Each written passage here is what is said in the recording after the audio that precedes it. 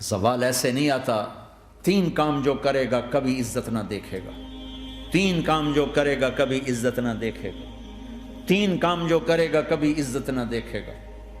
اور 3 کام جو کرے گا کبھی ذلت نہ دیکھے گا. 3 کام جو کرے گا کبھی ذلت نہ دیکھے گا. 3 کام جو کرے گا کبھی ذلت نہ دیکھے گا.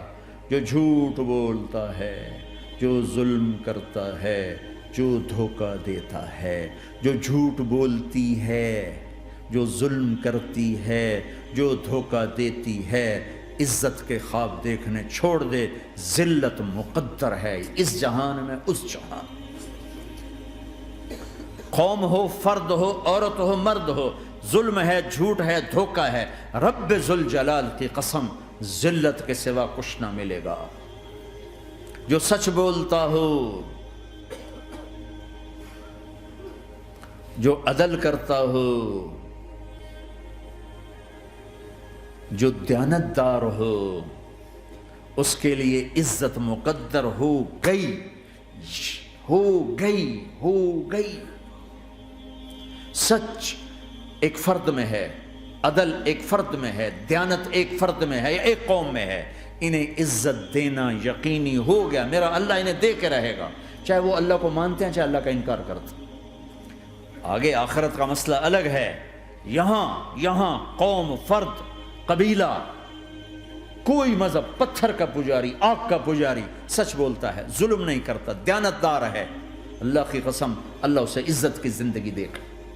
رات کا تہجد گزار، دن کا روزے دار، کہیں ظلم کرتا ہے، کہیں جھوٹ بولتا ہے، کہیں دھوکہ دیتا ہے، ذلت اس کے ماتھے پہ لکھ دی جائے گی اور موت کے بعد کی ذلت بھی ساتھ اٹھے گی.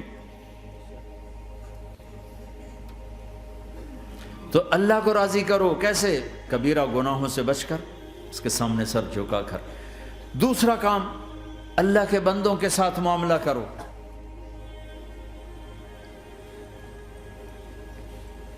سارا معاملہ 2 حدیثوں میں بتا دیتا ہوں. 2 حدیثوں کہ یہ 2 کام کر لو، ساری دنیا کے محبوب بن جاؤ گے. تمہارے گھر جنت بن جائیں گے. میاں بیوی میں محبت قائم ہو جائے گی، ساس بہو میں محبت ہو جائے گی، باپ بیٹے میں محبت ہو جائے گی، ماں بیٹی میں محبت ہو جائے گی، بھائی بھائی میں محبت ہو جائے گی. 2 کام کر لو. ان 2 میں سب کچھ چھپا ہوا ہے. میرے نبی نے فرمایا معاذ الا انبئک بملاک ھذا کلہ. پوری حدیث. معاذ بن جبل نے کہا یا رسول اللہ کچھ جنت کے جانے کا راستہ تو بتائیں، جنت میں جانے کا راستہ تو بتائیں. انبئنی بعمل یدخلنی الجنہ. صاحب نے کہا سألت عن امر عظیم، بہت بڑی باتوں نے پوچھی ہے.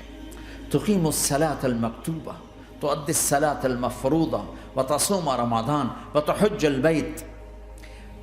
معاذ نماز پڑھنا، روزہ رکھنا، زکوٰۃ دینا اور حج کرنا.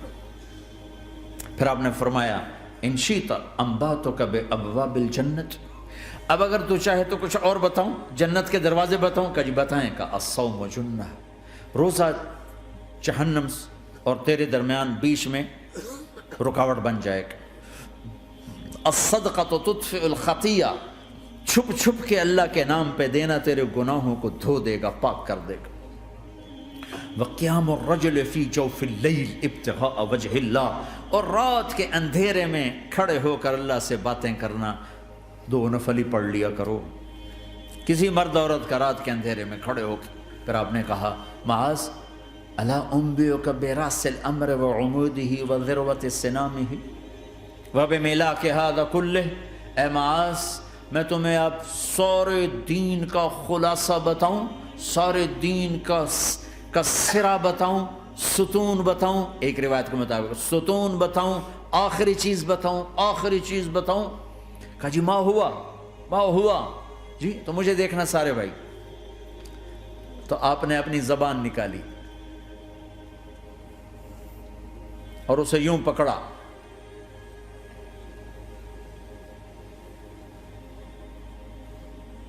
معاذ کف ھذا، معاذ اپنی زبان پہ قابو پا جا. یہ میری پوری شریعت ہے، یہ پورا دین ہے، یہ کس کو سمجھایا ہے؟ معاذ کو۔ کیسے سمجھایا؟ جیسے چھوٹے بچے کو سمجھاتے ہیں، ایکشن کر کے۔ صرف اتنا بھی تو کافی تھا، بھائی زبان کی احتیاط کیا کرو، ایسے سمجھایا جیسے چھوٹا بچہ۔ کیوں کہ مشکل ترین کام ہے۔ 22 ویلر ٹرالے کو بریک لگانا آسان ہے، یہ 2 انچ کی زبان کو بریک لگاتے ہوئے سارے بریک فیل ہو جاتے ہیں۔ اور جتنا آج گھروں میں فساد ہے اس کے پیچھے یہ زبان ہے۔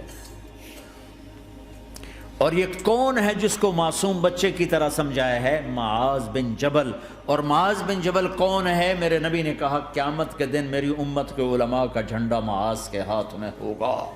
اور یہ کون ہے؟ میں پچھلے مئی میں گیا ہوں، یہ مئی جو گزرا ہے، اردن ہمارا اجتماع تھا تبلیغ کا، میں وہاں گیا، عمان میں آگے اربد گئے، اربد سے 18 کلومیٹر 20 کلومیٹر آگے حضرت معاذ کا مقبرہ ہے، باپ بیٹا دونوں وہاں دفن ہیں۔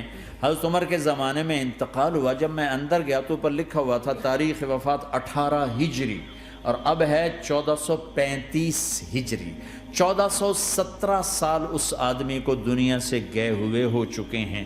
جب میں مقبرے میں داخل ہوا، کمرے میں جس میں قبر تھی، سارے کمرے میں خوشبو ہی خوشبو۔ قبر پر 2-4 چادریں پڑی تھیں، مجھے خیال آیا کہ میرے خیال ہے یہ چادروں پہ خوشبو لگی ہوئی ہے، وہ خوشبو آ رہی۔ اس وقت میں فاتحہ پڑھ کے واپس چلا گیا، جا کے نماز پڑھی، مسجد قریب تھی، مغرب کی نماز پڑھ کے پھر دوبارہ آیا، پھر میں کھڑا ہو کے سوچ رہا ہوں یہ کیسی خوشبو ہے۔ تو ایک آدمی میرے پاس کھڑا تھا، میں وہ ایسے کر کے نا چادریں سونگھنے کی، شاید یہ چادروں میں خوشبو لگی ہوئی ہے۔ ایک آدمی میرے پاس کہنے لگا جناب یہ خوشبو چادروں میں نہیں ہے، یہ اس قبر والے کی خوشبو، یہ 24 گھنٹے آتی رہتی ہے، 24 گھنٹے۔ پھر میں نے فزیکلی ایک ایک چادر کو سونگا، کسی ایک چادر میں کوئی خوشبو نہیں تھی۔ یہ وہ معاذ ہے جو 1417 سال ہو چکے ہیں مرے ہوئے، اور قبر مہک رہی ہے۔ میں سنی سنائی نہیں بتا رہا، آنکھوں دیکھا بتا رہا ہوں، خود گیا ہوں، خود یہ مئی جو گزرا ہے۔ ان کو ایسے بتا جو چھوٹے بچے کو، معاذ زبان پہ قابو رکھنا۔